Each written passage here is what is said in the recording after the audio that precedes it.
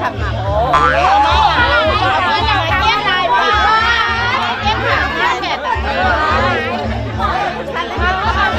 ให้เข้ามา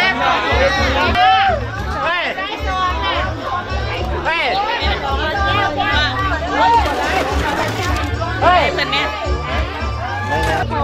รอดยับนะคะบอกว่าได้ประตูแน่ขนมก็ทำมาให้แล้วค่ะประตูแน่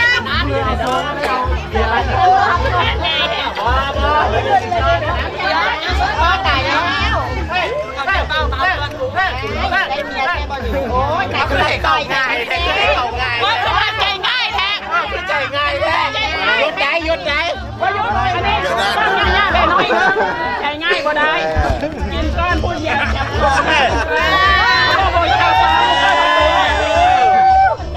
ประตูมาได้จะเบายานเนาะ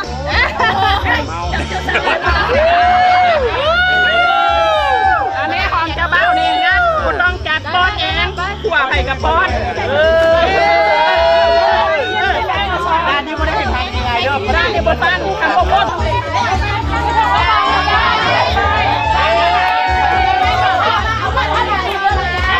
บ่ครอบแล้วบ่ได้เด้อซ้อมนี่เด้อซ้อมเดียวบ่ได้เข้าบ้านเด้อ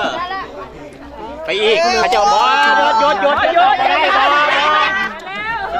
บ่ได้ยังไงให้อันพวกเงินมาบ่ให้พวกกังนี่จบเบาไปนี่นะวิเศษคอยเสีย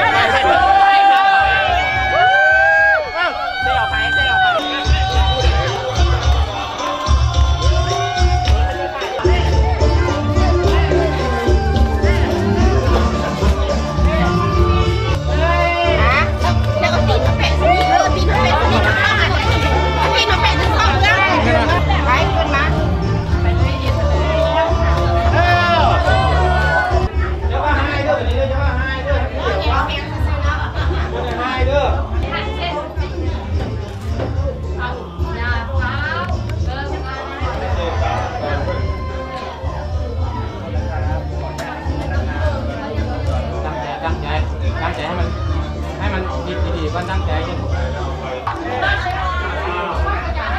เอาดึงแฟนเรา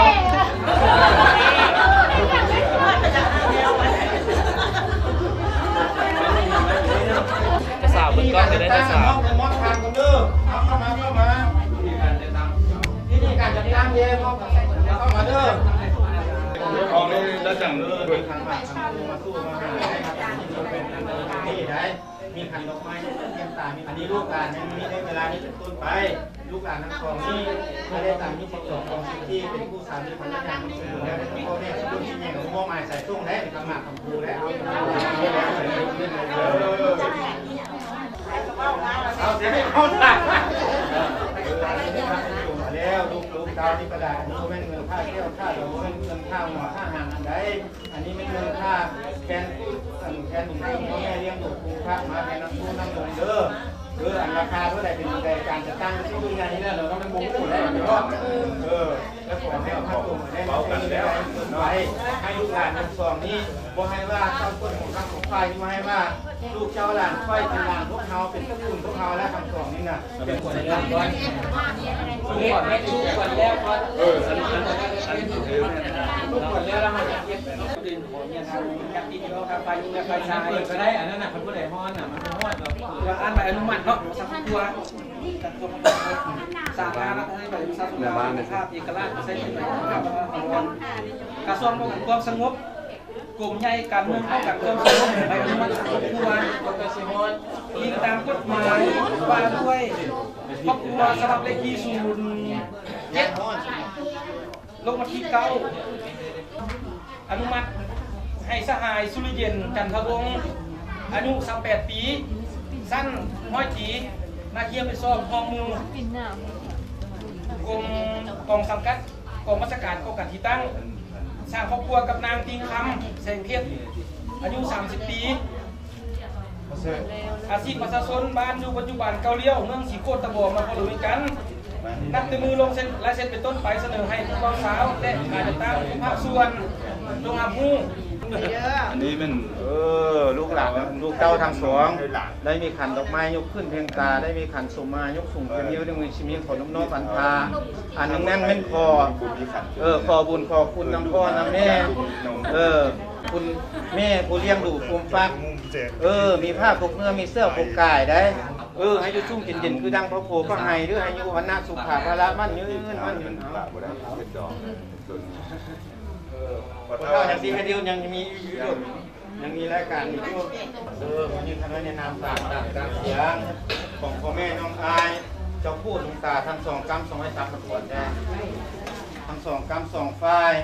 ได้มาตุ้งเข้าทุกคนเป็นสักขีดยานด้วยใจคนให้แก้ผู้สร้างรถใหม่ลูกเต้าทั้งสองนี่รู้ได้ว่าลูกหลานทั้งสองนี่ให้เป็นผมเจ้าเมจิบเด้อให้เป็นผัวสื่อเมสร้างผัวสร้างเลี้ยงแต่งผัวข้าเมคูนเด้อให้มีอายุกันหน้าสุขาภาระมันคงขนมแกนสุขภาพแข็งแรงอายุกันหน้าสุขาแล้วผู้สื่อผู้สร้างเลี้ยงผู้ข้างมีผู้ข้ามีคูนเด้ออายุกันหน้าสุขาภาระมันยืนนะโมตัสสะภะคะวะโตอะระหะโตสัมมาสัมพุทธัสสะนะโมตัสสะภะคะวะโตเจ้าภูมิเทวดาเจ้าทั้งหลายสิ่งสถิตอยู่เทิงวิมานและยอดเขาขาดในอากาศและเกาะดอนทุกผู้ไม่ภัยพนอมเหี่ยวหินพาหาปลาเขาทุกแถวเดินทำทุกท่าน้ำและวางป่าทุกวัดวาในประเทศอยู่ในนาทีนี้ก็ดีเสียสวัสดีสุมเตือนเงินกว้างฟ้าไม่เอาใส่เสียงดังไปอยู่บ่ขาดเปลี่ยนมหาสังฆาเปลี่ยนราศีเป็นฤดูเดือน12ปีพศ2561ปีจอมาพร้อมนักปราชญ์และอาจารย์เพิ่นมานั่งคูนหารว่าแม่นแล้วพวงสร้างแก้วก็ว่ามื้อนี้เป็นวันดีวันสังกาดเปลี่ยนราศีก็หากว่าแม่นมื้อนี้วันนี้ก็หากว่าแม่นมื้อนี้วันนี้เพิ่นได้ยอมคำแดงให้ขึ้นค่าก็หากว่าแม่นมื้อนี้วันนี้พาญาหงหันฟ้าขึ้นสู่ได้ครับลำลวกหายทุกโศกหน้าไรลีลาขึ้นทะลุแทนแก้วพองแก้วอันบริสุทธิ์ให้แก่ผู้สร้างสุขใหม่ผู้เท้าผู้ริเย็นในนามอิงคำวันมาไปยุคผู้ว่าสร้างไปกับเพื่อนมาสาเยือในนี้วันนี้เด็กวันตัวเพื่อนเขาทั้งสองไปผู้เป็นหาไปผู้มาเป็นไปผู้มาสิไก่จวนไปทางตอนกินขามีทางเจ็ดไปย่อเพื่อนได้เอามาสวยจอแล้วมีทางเจ็ดไปคุณได้เอามาสวยคำเจ้าแล้วมีทางน้ำเต้าแก้วออกตัวกินเย็นก็หากินอีหลีคนดังมีหน้าที่ทางหาได้ตัวออกมาจากเมืองฟากฟ้ามีทางควายขายานลวงหลายมีหัวควายแค่เต็มคอคนหาคือเท้าสังเกตมาแก้วไปสวยโยกสวยย่อเหยียบมองเอาขวัญเจ้าแล้วเสริม32ขวัญให้มาเต้าขวัญแอวบางคุมเกี่ยวขวัญทองน้อยน้องขวัญคุมดังอยู่อาจซึ่งถ้าขวัญปากตาเจรจาขวัญกาแลขวัญเดียวมาเยอะขวัญสาธุน้ำโมกำจัดน้ำโมกำจัดสัมภูนอะไรพุทโธสุหายนั่นวันนี้เป็นมาตกสิ่งไม่โมทอนี่จงหับจงอูตกใจน้ำน้ำโมพุทธายนะหมายมือขึ้นธรรมดาน้ำวันนี้คันว่าตกใจหินไม่รู้ในตามรู้ว่าตกใจน้ำขอให้คุณเรียนที่เลยเพื่อคำโคสู่ของเจ้าเด้อเพื่อเพื่อไฟบัตรเนื้อหัวแม่ลายเพื่อว่าไฟบัตรทองได้ป่วยขอย่องเพื่อแบบสารไม่ควรก็ขันเพื่อทำชีวิตคำประเมินเพื่อว่าไฟบัตร5ได้คงเรื่องอะไรเพื่อลายบอกคนมีเพื่อนทำมาให้พุทธามาอุณโมพุทธายเนี่ยเอาจิบนั่นหนึ่งลูก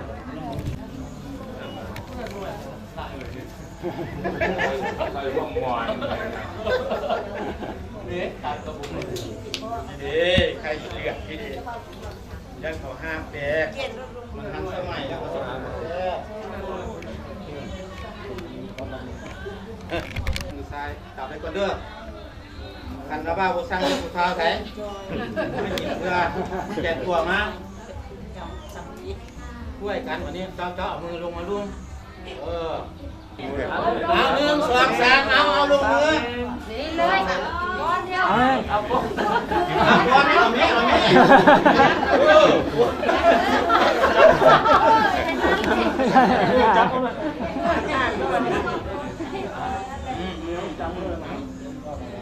อากินรถ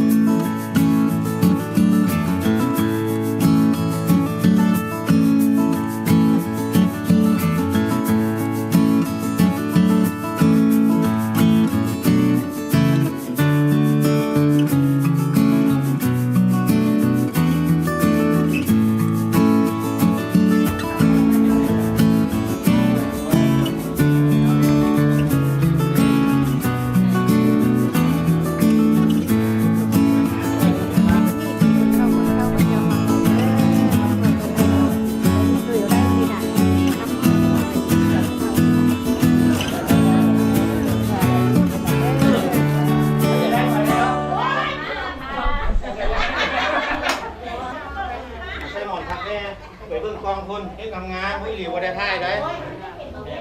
นะโมตัสสะภะคะวะก่อนเฮานำกันภะคะวะโตอะระหะโตสัมมาสัมพุทธัสสะนะโมตัสสะ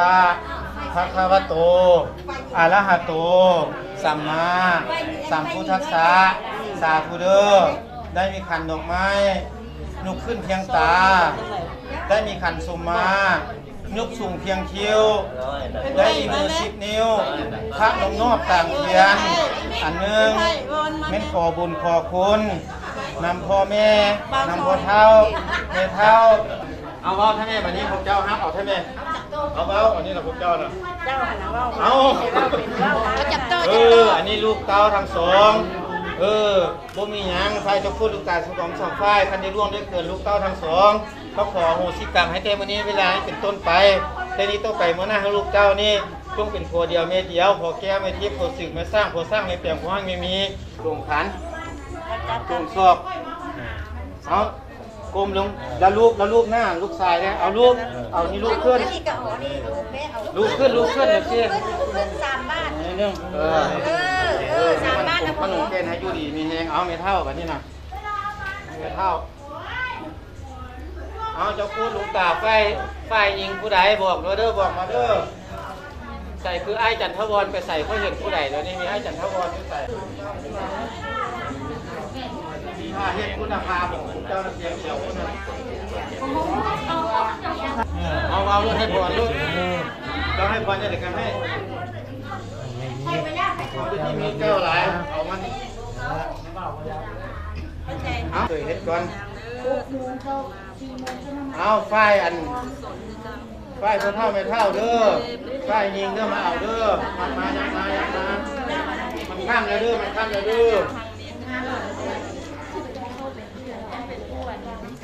พูดอย่างนี้เดี๋ยวเราพักเลยจิบเด้อนี่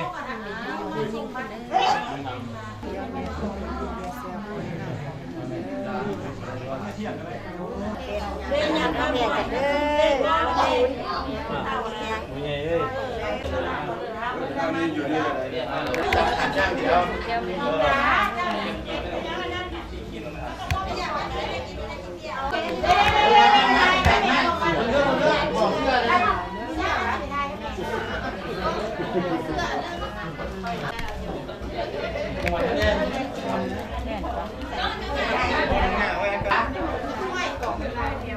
ยกถ้าไม่จำไม่ต้องทักนะ กูได้บอกเองก็บอกเองเด้อ บอกว่าเอาแล้วว่าติดที่ก่อน โอ้ยไร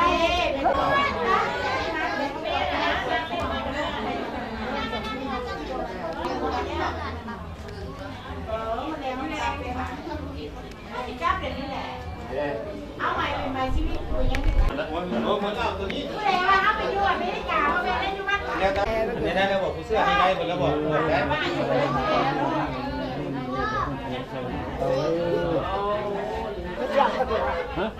เสื้ออันนี้เอาแล้วบอกอันผู้สาวก็ได้น้องแม่น้องแม่ ไปเลยลูกเคยไม่นั่งลงได้ นี่ นี่ก่อนให้ไปอ่ะ บ่จะค่อยจูงเข้าผู้ชิจันก่อน เอาตุ้ง ลูกขาลง มาใส่เรื่องเดียวกันมั้ง เมื่อเดียวก็ได้เนาะเดี๋ยวพาวางนี่ก่อนเนาะเอามาจัดกันตัวนี้เสือเอาโหเดี๋ยวโหเดี๋ยวเอาอย่า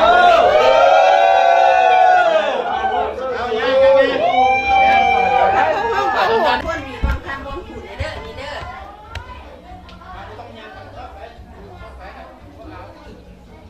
เจ้ากระปายคนเอาก้มหัวลง ได้แล้วบ่คุณเจ้าเฮือนเราก่อนคุณเจ้าซานเราพร้อมกันไหมหลานคุณพระคุณเจ้าคุณศีลคุณธรรมคุณครูบาอาจารย์ในมือนี้บัวขน้อยขอสมบัติสมมา